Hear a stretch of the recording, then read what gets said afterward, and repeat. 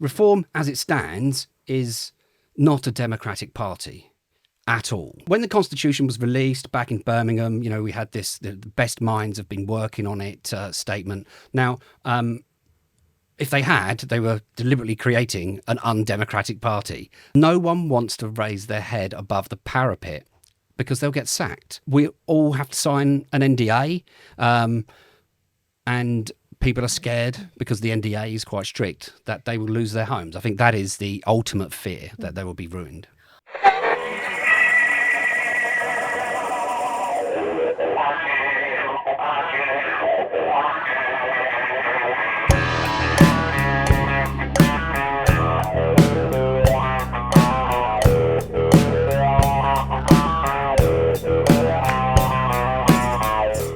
Hello and welcome to the Resistance GB podcast. My name's Emma Dunwell and today I'm joined by Stewart Mackay, former chairman of Reform UK in Runnymede. So would you like to introduce yourself and tell us a little bit about who you are? Yes. So hi, Emma.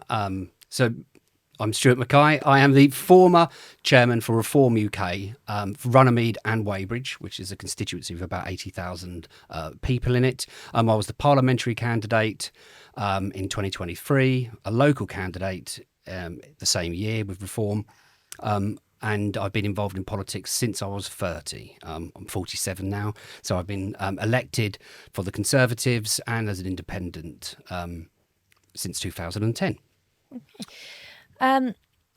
So how did Reform get into the chaos that it is at the moment? I mean, people are calling it the Reform Civil War. How did this situation come about? I think it came about with fear. I think we all know that Zia became chairman after the parliamentary, and of course they put the Constitution together. The Constitution, it was voted in Birmingham. I think it was released and people had a couple of hours to read it. I wasn't there, so I read it in slow time when it was released on the website. Reform, as it stands, is not a democratic party at all. It's democratic at the constituency level because the members vote for their chair and their executive. But past that, past the election for the constituency chairs, there is a post called a county organiser. The county organiser is meant to be there to help with resources. I don't think it's a command and control, but I think it actually they do command and control. It's an appointed position. It's not elected. And in any other political party at that layer, the chairs would naturally elect a leader. Okay, and then them leaders would form a committee for a region, and then that would go up to a national council or something like that. But in Reform, they have an appointed county organiser. This is all public information, and then they also have a regional director, which is a salaried position. They go for interviews, they get the job, and from the regional directors, they are then appointed to the board via Nigel. So they all are reliant on their position from Nigel, basically. Right. So past the constituency, it isn't democratic. There is a Reform Magna Carta in the making. Yes. So is this an attempt to democratise reform? It is an attempt to democratise the party. So when the Constitution was released back in Birmingham, we had this, the best minds have been working on it statement. Now, if they had, they were deliberately creating an undemocratic party. The chairs of Surrey were looking to put together a letter asking for democratisation. I've sent Zia a couple of emails myself, just suggesting that the county organiser and regional director posts are not democratic. In the UK, you would expect a political party of a democratic country to be democratic. Even Labour can claim, well, they don't claim, they are more democratic. So I was a Conservative and I left the Conservatives because they had a democratic deficit, as I saw. They kept parachuting in people and creating like straw man posts. There was two terrible candidates and one that was, okay. So you would vote for the okay one. And that was enough for me to leave, to say it wasn't democratic. The the situation with reform is it's untenable for a political party in the UK, frankly. So I'm from Runnymede. That's where the Magna Carta was sealed in 1215, in 1215. And a lot of us wanted to write letters. And this is not just Surrey as a county. Lots of other counties have been in touch with me. But no one wants to raise their head above the parapet because they'll get sacked. You've probably seen all over X that chairs have been resigning for this reason, this very reason, all over the weekend. I was recently dismissed with immediate effect, probably for asking the awkward questions that the head office don't want asked. On that day, on the WhatsApp group for reform, scores. You can see the scores of people that were binned off. And with completely against the Constitution, actually, because the Constitution does state that you have a right to appeal, and it does state that you. I think the words are fair and just. But I was binned with 4 lines with immediate effect against the Constitution, leaving Runnymede and Weybridge and the executive rudderless at the moment, to be honest, until they have a new chair imposed on them. So obviously something big must have inspired that to happen there. So what are the specific things wrong with the Reformed Constitution? And could you give us some examples? So the Constitution, and there's a rule book, but I don't think I can talk about the rule book because I don't think the rule book is public. I don't want to break my NDA, but the Constitution is public, and there's limitations on how you can fundraise. There's limitations on the social media you can use, but fundamentally, it's the structure. The structure. Chairs work in a vacuum where nothing goes down and nothing goes up either, because if your county organer doesn't want to send it to the regional director, they don't. And if the regional, because their bias is towards the people that employ them, not their members. It's a big deal. And if you have suggestions, go up to the regional director and he doesn't want to, we just never got replies ever. And then we would see chairmen being, I would say ousted, but let's just be as it is, sacked. They would just be sacked and a new one imposed, even after a membership election. And then everyone thinks actually that this is, they come for me next. Yeah. And that's where we were. So that's how it started. It's like, well, this is not actually a viable solution, because a lot of these chair people, including myself, when I started with reform, it was at 2% in the polls, and we had a table, and we would go around doing street stalls, and we were like the kooky political people on a Saturday morning, freezing our asses off. No one knew who reform was. No one really cared. But we were there, pounding the streets, delivering the leaflets that we were paying for and we were creating, and on the streets every single weekend at 2%, I was just coming off the back of being an independent, not doing anything, and I liked what I saw from reform. I was going to ask, what inspired you to join reform in the first place? Well, I'd been an independent for a number of years, and I saw the activists out on the street, and in fact, all of the activists that were there are actually now, or had been, parliamentary candidates, and they are all now chairs. But they wasn't at the time. They were, Bob and Dave with a stall, an activist stall.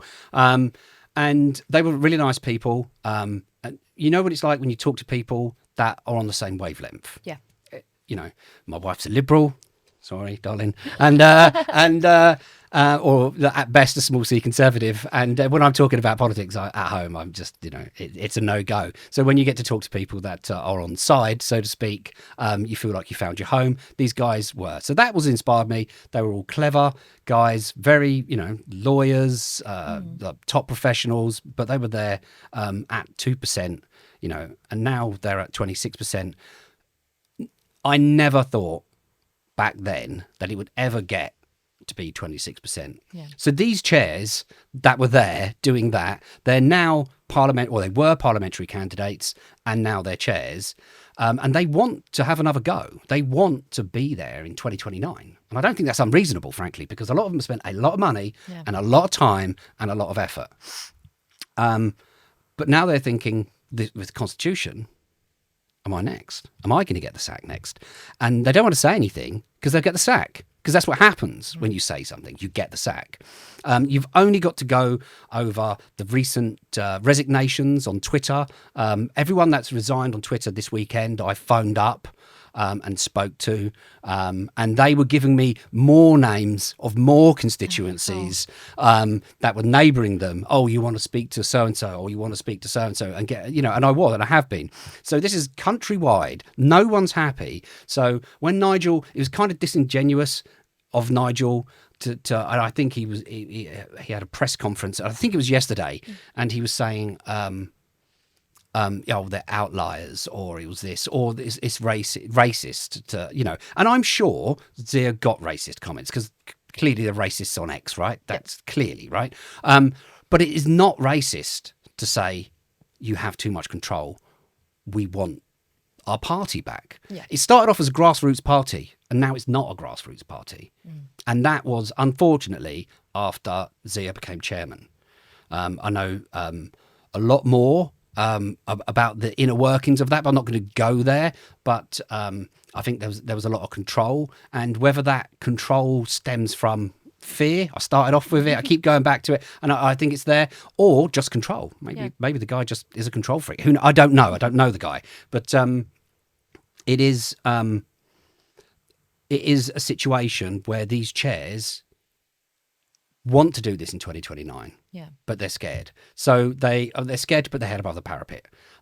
So I was sent an email last week or whenever it was with the effective immediately. You've been asking too many questions. You've been asking for democracy too much. I was like, okay, well, I'm still a member, and I still wish them well, and I want them to win, but I want them to win as a democratic association or institution, not as it currently is. And I think the big bosses, the big cheeses need to just let go a little bit and have a rethink. So this is nothing against the leaders. I think your original question was why. I think it's come about through fear. I think the leadership want to be there in 2029, and they want to win. But I think they kind of have to, if you're going to lead a political party, you have to put your head on the chopping block. You have to trust that you are doing the right thing by your voters, which are your members, and then your members will vote for you. Now, to be honest, if Nigel Farage turned around and said, this Magna Carta is a fantastic idea, let's put it to the vote, he would probably win the vote. But it's the same as every coronated prime minister that doesn't want to do the election. They hold out, and then the public bin them off. Have you ever seen X Factor, where where the public will do exactly the opposite of what Simon Cowell wants, right? And this is what will happen. So, it is an attempt to democratise.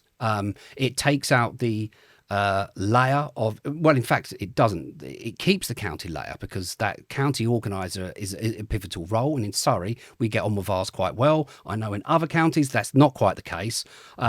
So we have kept the county organiser there, but we've put in a structure where the chairs elect what has been called a county prime. Right. And then the primes across the country would make up a national council. And then the National Council would elect some members of the executive, but with the members electing the chair, like every single other political party, and electing the leader. And I think if Zia and Nigel went for election, I think they'd probably win it. So I don't understand. So this is not a bad thing, I don't think. Democracy is never a bad thing. What is bad is a top-down, autocratic, dictatorial approach that we currently have. That, it's not a tenable situation. So lots of constituency chairs have been calling me, and they agree, as you can see on X, with people just quitting left, right, and centre. I think the message from the top is, frankly, that the outliers, That's an exaggeration. That's not quite true, I don't think. As far as I can tell, the whole country of constituency is up in arms, and it needs to happen. But no one wants to say anything because they will get sacked with immediate effect, with a 4-line email. And we all have to sign an NDA. And people are scared because the NDA is quite strict that they will lose their homes. I think that is the ultimate fear, that they will be ruined. What do you think it says about Reform that they are the only party that asks their members to sign NDAs? I think it says fear. I think they're scared, but I don't know why they're scared. Because if they have trust in the system and in their policies and in their people, they've got nothing to fear. Yeah. And I think fundamentally that's where it stems from. I get it, right? When I went to be elected for chair for Reform UK, a few nights before, you were a little bit nervous. Is anyone going to stand against me? Will I win? Will I lose? I don't know. But that's politics. Yeah. You know, you put your head on the chopping block, you do the best that you can, and you hope that people will vote for you. In my case, it was unanimous, and I'm fairly certain that if Nigel and Zia picked up the Magna Carta and ran with it, they would both win too, and everyone would be happy then, because everyone would know that the majority had voted for the leaders, and that shows confidence. And I'm sure if they did that, we would have. How much backing does it have amongst other members currently? So the full document, only some, all the chairs that have seen it agree with it. There's not one chair, it's not, frankly, even radical. It is how all political parties operate. Yeah. With a meritocracy, voted from the ranks up to headquarters. It's not radical. It's not even a big ask. And the fact that people don't want to ask, and the fact that people are scared of asking is Speaks volumes. It does. It does. And you know, it needs to change. And hopefully we can get a lot of backing from other politicians that are out there. That would be fantastic. Or just chairs that have had or felt they've had to resign because their situation was untenable. Just because I don't like saying control freakery, because these people might be nice people, but the rules that they put in place breed or have bred a culture of fear, suspicion, and fear and suspicion's enough, right? No one wants to say anything. And now I'm stepping back and out of it. I can talk about that at least without fear of recriminations. So where do you stand on the whole divide between Farage and Lowe? I think Nigel's I think he's taking bad advice. I think he's taking bad advice. I know I was never in UKIP. I was always a Conservative. So actually I was fighting against Nigel. So when I joined Reform, Richard Tice was the leader and Nigel was the honorary president. And I genuinely thought he was going to stay there, to be honest.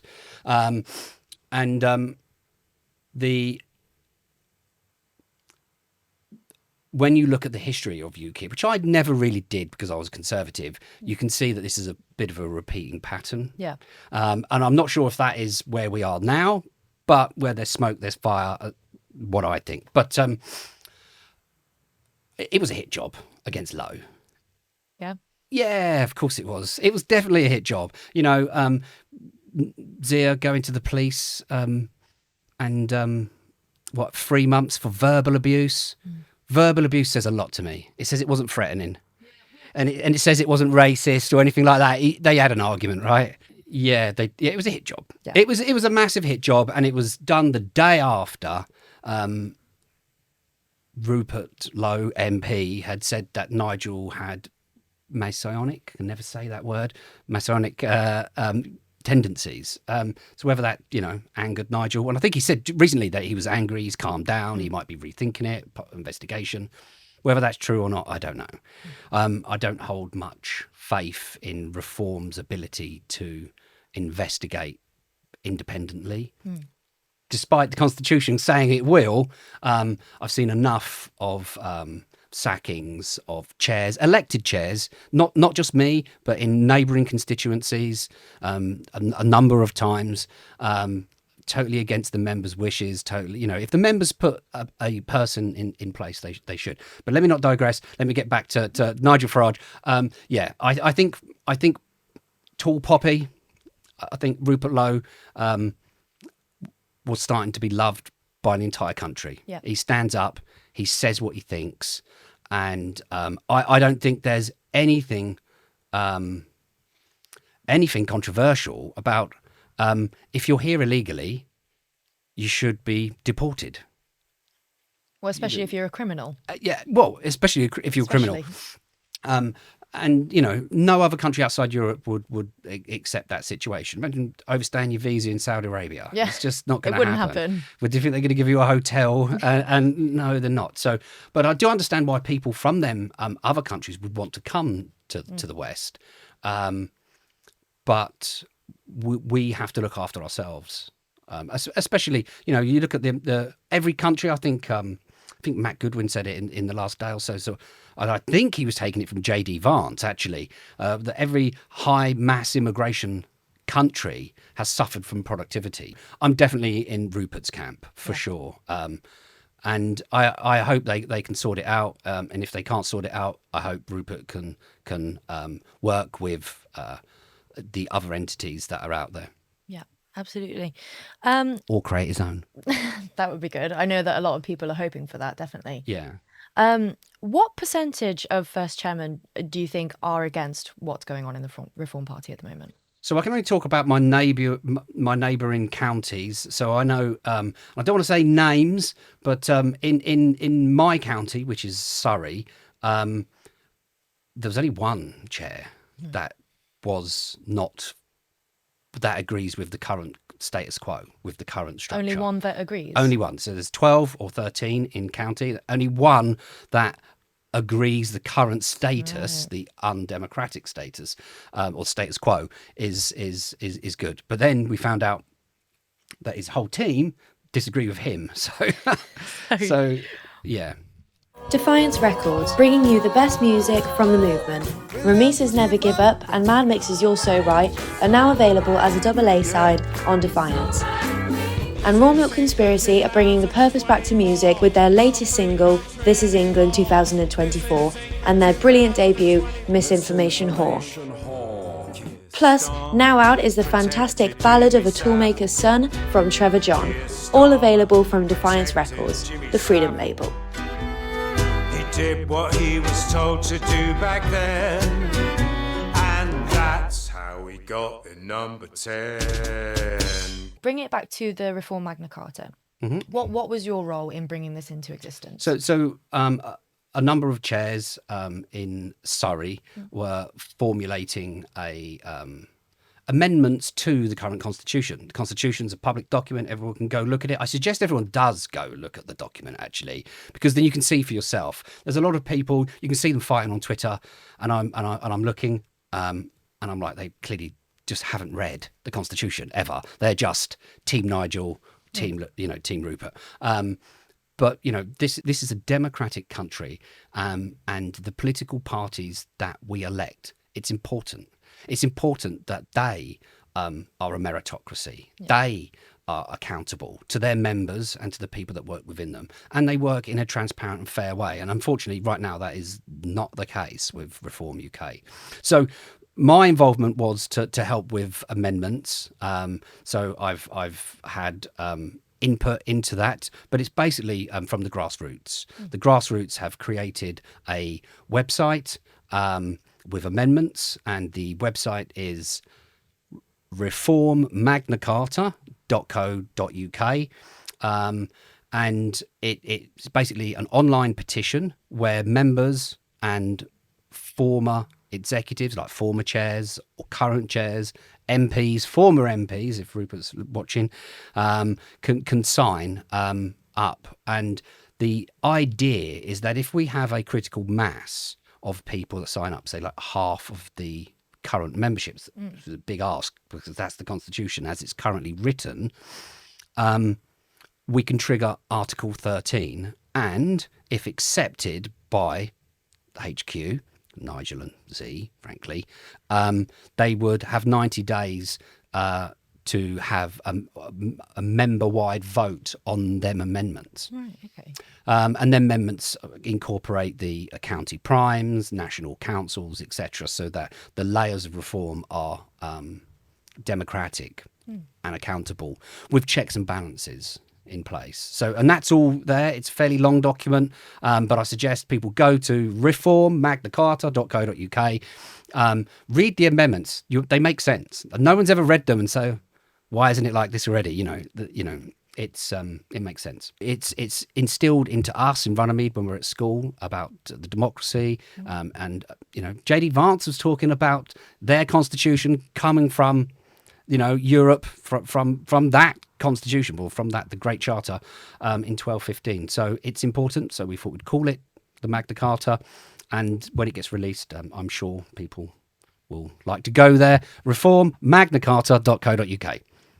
Now, before you received, like you said, very short-worded email, basically saying that you'd been let go, did you feel any was there any warning of that? Did you think that was going to happen, or was it just totally out of the blue? I did have warning. But it came from the most unlikely of sources. So I was the leader of Runnymede Conservative Association.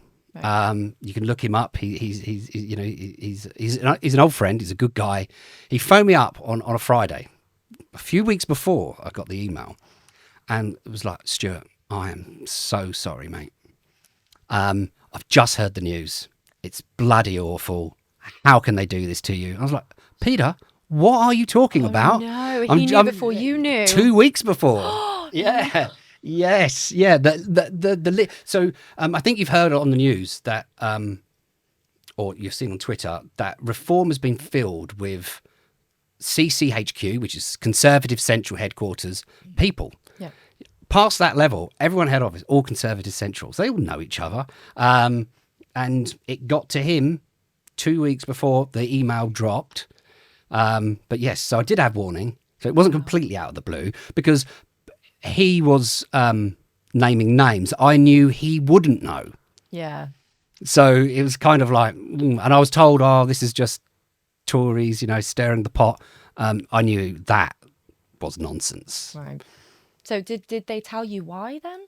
No, they've never told me why. Really? So in the Constitution, I'm meant to have an appeal, which I've asked for. I've also asked for a subject access request to see what information they have on me. Okay. I haven't received any reply to any emails. And I think I don't want to go into that, actually, because that might be NDA territory. But I have put in a subject access request and I haven't received any emails. Okay. Do you think that the Reform Party is under risk of becoming somewhat stale, I guess would be a word to use? Because, a lot of people that kind of went towards reform went for figures like Rupert Lowe, Ben Habib. And now that the party is splitting up, do you think that people just view them as Conservatives 2.0? I think that's a risk. And I think we're letting in Liberals now. I think that happened. I think someone said that they allowed 2 Liberals in now, and I think Nigel said they're now a centrist party, which going in the wrong direction. Yeah, completely. The Tories failed because they filled their ranks with Liberal Democrats, pretend Tories. David Cameron loosened the vetting. In came the Liberal Democrats after the coalition government, and the rot set in. It's one thing being compassionate, but compassionate to the point where, you've the highest tax in the world to pay for all, highest electricity prices, So, yes, it's, I was told early doors that my directive was to protect reform from that kind of reverse takeover, which at constituents level we did. We vetted everybody. Everyone had a meeting with me, and they didn't get onto the team unless I thought there was ideologically on side. Did you vote Brexit? It was a big one, right? Yeah. But now we're letting Liberal Democrats in, and even like Remainers. The plumbing guy. I can't remember his name. But, Pimlico Plumbers. He was like Mr. Brexit virtually. No, Mr. Remain. Excuse me. Yeah. So, So the party. It's worse than getting stale. It's death by 1,000 cuts, and they've also kind of like we believe one of the complaints that we have is a weaponised vetting system. So we all know that during the parliamentary election, there were some candidates that didn't have the vetting, and so now they've centralised the vetting, but that's weaponised. And do I want to talk? Can I talk about that? No, it's a weaponised vetting system. If they don't want you, you'll just fail your vetting, Right. and they'll put their person in. So is there a lot of centralisation going on within Reform at the moment? Oh, the whole thing is central. The whole party is run by HQ, and the constituencies do what they do. But even when it comes to like local policies, etc., I think I'm allowed to say that they were told, "Don't worry about them. We'll do them for you." When I had a team of like 6 people working, I think it was like 60 hours put in to come up with policies that would actually change people's lives, to be told, no, it's potholes. Yeah. Oh, okay. That's really good. So obviously you said that you weren't really told why you were let I've go. never been told. No. Do you know of any other members that have left in similar circumstances, and do you know why? Are there any examples that you can give us of why people have been kicked out, so to speak? So only one other actually, and I think he did know. So that was like I don't want to talk about that either. But yeah, just yeah, no, I don't want to talk about that because that's his personal. He might reveal that, but your people have been. We don't know. If you have any kind of tenuous like share of what they would deem to be an anti-Islamic post, or if you've shared something back in 2010 with Tommy Robbins, any kind of, to be honest, if they don't want you, they'll find a reason. Right. That's the situation. So you don't even really need to have done anything per se. No.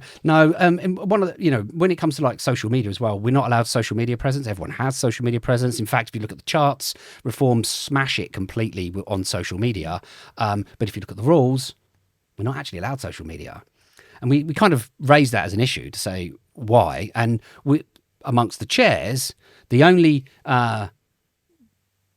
viable thought process we could have on that was, well, if they wanted to get rid of you, they could point to that rule. Right.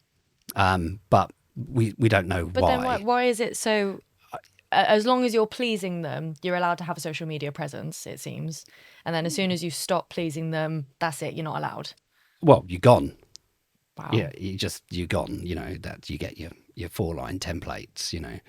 Yeah. Wow. And it's so what that's done is left the situation with the constituencies in the county that I come from, Surrey, and other counties, like all across. So this weekend, my phone didn't stop from people passing my number along, etc., talking about this grassroots movement. And it's fear and suspicion. But what it's going to do is it's going to stagnate the party, because no one in my executive, my ex-executive, still all good friends. They still consult me on stuff not to do with Reform, not breaking their NDAs. They just say, well, why would we do this now? We all feel like we're going to be like gone at a drop of a hat. Yeah. So, and it's happened. They closed branches down. I think you've seen on Twitter, a number of branches have been closed down at the weekend. They just closed them down, and I think it's also telling, I can't remember the numbers, so you probably have to fact check me on that one, but I think it was like 12 or 19 councillors defected to Reform from Birmingham. And then about 3 months later, they defected away again, saying it was top-down control. And the message for the media was, they went rogue and, we didn't need them anyway. But these things all tell a story, right? These are individual incidences. And if you combine all of the people that are quitting, they're essentially saying the same thing.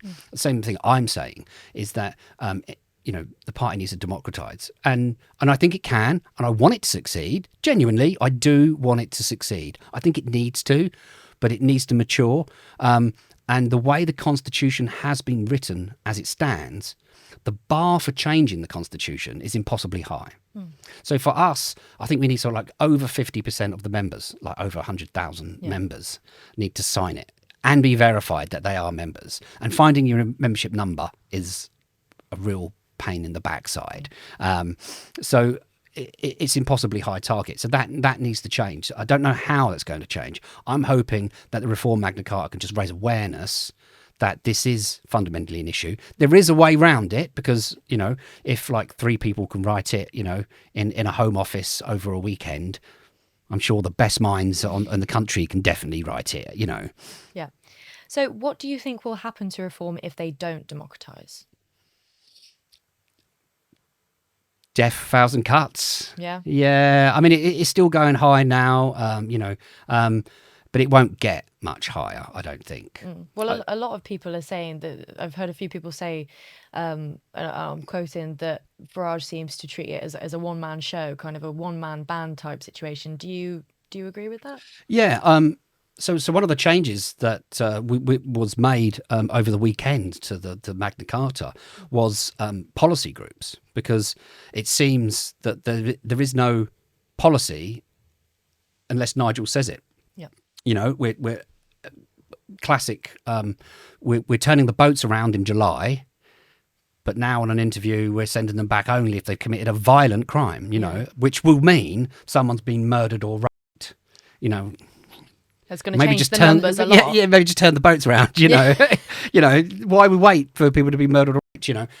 We know the crime numbers for these demographics are much, much higher than in you know, UK population, UK born population. So now, other than that, you've mentioned obviously quite a few times, I can't say that because of my NDA and everything like that. That seems to be kind of a running theme, especially with Reform members recently having to sign that a lot. yeah. What do you think that says about the Reform Party, and how enforceable are they? So I don't know how enforceable, and I can't discuss the ins and outs of the NDA. But what I can discuss is that if it went to court and you was found guilty, or you had to pay your costs, it would be ruinous. It would be ruinous to an average person. You'd probably lose your home. So that is why people do not want to put their head above the parapet or talk about the internal. So everything we talked about is structure, which isn't in the NDA because of public documents. So I don't know how enforceable it is. I'm not a lawyer, but GB-PAC does have many lawyers, so I'll get that answer. So with the members that are still in the Reform Party, with everything going on with the NDAs, how trustworthy can it be? So if I'm watching my TV and I'm seeing a Reform member saying something about, I don't know, mass immigration, for an example, how trustworthy is it of what he's saying? How much can I believe that he believes what he's saying? So that's difficult, because I think that so the people at 2%, the guys standing on the street, which I was one of, freezing to death every Saturday at 2%, ideologically are on side for reform. So, you know, but you're not going to know if you're on TV. Is it a parachuted in person? I call it, they're generally good looking people with grey personalities and grey suits. Yeah. They get parachuted in and they will just say whatever they're told to say. And if they deviate, these people that get parachuted in, these are the people that want the power. They want to be an MP. I mean, everyone wants. If you're in politics, of course you want to be an MP, and of course you have an ego. You know, I have an ego. Everyone has an ego, but it's what drives that ego. Yeah. Is it that I want to help people and change my community for the better? Well, and I think I can do it, right? Yeah. So that's why I do it. Other people, I don't know. Do they want backhanders from the pharmaceutical companies? Do they just want like smoke blown up their ass, you know, all of the time? Farage has had a lot of international support, especially from figures like Trump and Elon Musk. But then again, Farage made a video stating about his support from Elon Musk. And then when it came to Tommy Robinson, Stephen Yaxley Lennon, Elon Musk then said something against Farage. So do you think that Farage's support and popularity in the international stage is unstable? That's a good question. I don't know.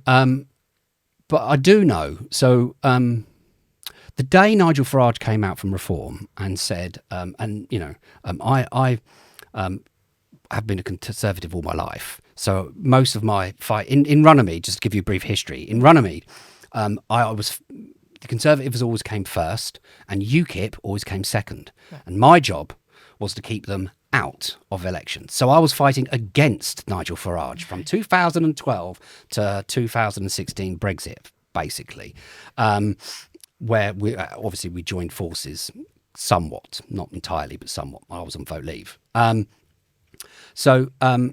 the day he came back, he was it was transformational. I got back, I logged into my system. I think I had 30 new memberships that day. From work, 30, and it continued for days.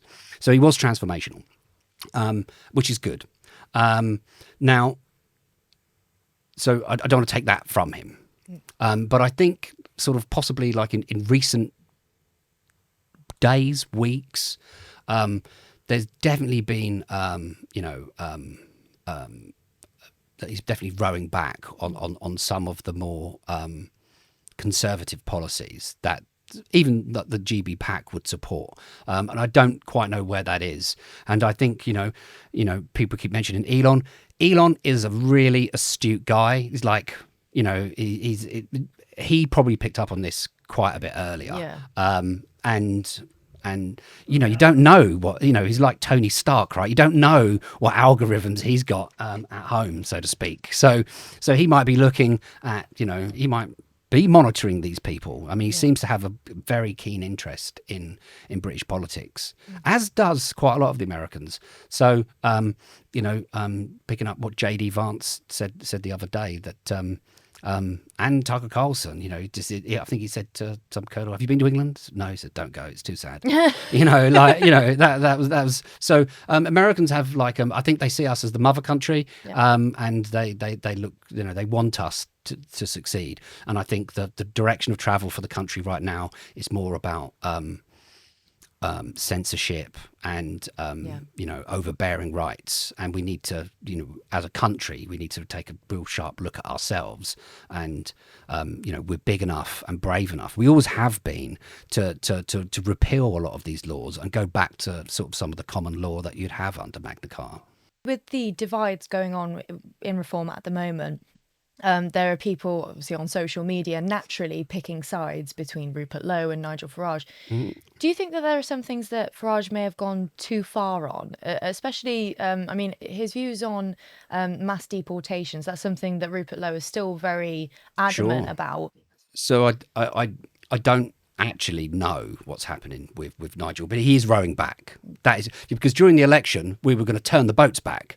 Now we're going to put them in hotels, and if they commit a crime, send them back. Yeah. So he's definitely rowing back. I don't think we should. I don't think there's anything. What country outside of Europe would keep you there if you reneged on your visa agreement? No country would ever do that except for Europe for some reason. I think I've heard a number of people call it like civilization suicide. I think that's kind of true. I think that we've gone far too to the left with our empathy, to the point that it's actually detrimental to the economies and the well-being of the people Europeans, frankly. Well, when it gets to the point where a terrorist is allowed to stay because his child doesn't like the chicken nuggets in another country or something, that was an actual real story. I mean, it does get a bit ridiculous. Yeah. No, you're right. And I've got three children, but young adults now, and the brainwashing that they have been subjected to is staggering. I was talking to my eldest, who's 22, and we're going off subject here, but it's quite a good anecdote. And we were talking about the two-tier justice system. She didn't believe it was a thing, so we googled suspended sentences for pedophiles. There's loads of it. You can see that and they're all suspended, right? And then people arrested for racist comments and gone to prison, jail sentences. And there's a whole page of them. And my daughter, racism is vile, in all its respects. But is it worse than pedophilia? Yeah. Of course it's not. It's a nonsense. But my daughter turned around and said, "Oh yeah, but it is like a racist comment. It's like." Like, do the maths. This is Not a violent crime. Yeah, and one affects someone. Yeah. I mean, constant abuse would psychologically affect anybody. But like, a comment here or there or something on social media is completely different to like molesting a child that would leave lasting damage forever. And is a jail sentence, right? Yeah. Why would it ever be suspended? I can't see that. But the today's young adults have been brainwashed to such an extent that they know it's wrong, but it's not computing. You can see them going, they don't really know. So I also wanted to ask you about GB PAC. Mm-hmm. If you could tell us what it is and what your role is around it, that'd be great. Yeah, so I was offered a role as county director last night, which I've accepted. GB PAC stands for the Great British PAC. It is a political action committee. And a PAC, Political Action Committee, raises money. If you watch the news, you'll see in America they have this CPAC thing. It's quite a big deal. It raises money and it puts it into parties, but not just parties, candidates, and sometimes policy groups that they agree with. So GB PAC and sort of training like the next generation of leaders. And their support staff. So it's a very big remit. I'm incredibly proud to be taking on that role, and I'm going to do it with gusto. So GB PAC, the official line for GB PAC is that we don't care if the next government is a Conservative government or a Reform government, but we would like it to be one of the two or a merge of the two, but with the policies laid out on the website, which is the Great British PAC. Okay. .com. Brilliant. Well, thank you so much for joining me today and giving me some of your time. No worries, Emma. Thank you. And it was lovely to meet you. Yeah, you too. Thank you so much. Thank you. Thanks for having me. Thank you. Take care.